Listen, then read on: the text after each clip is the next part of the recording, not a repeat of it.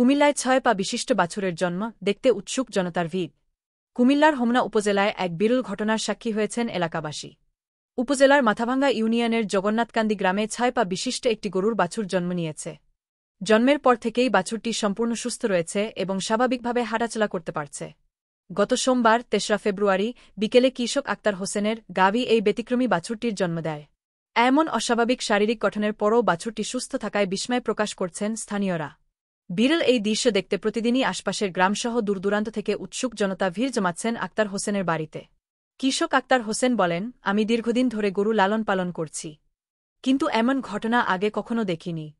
আমার খামারে বর্তমানে ৬টি গরু রয়েছে, তবে ৬ পা বিশিষ্ট বাছুরটির জন্য সত্যিই অবাক করার মতো।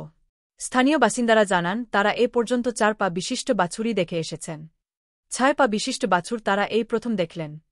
একে তারা বিরল ঘটনা হিসেবেই দেখছেন। এমনকি এ ধরনের ঘটনা সচরাচর দেখা যায় না, তাই একবার দেখার কৌতূহল থেকেই মানুষ ভিড় করছেন বলে জানান তারা।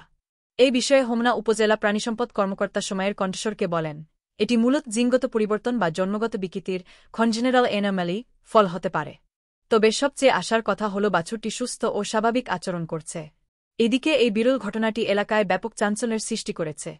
গ্রন্থনা মহসিন আলী আঙ্গুর, সম্পাদক ও প্রকাশক, মুজিবনগর খবর.com, মেহেরপুর।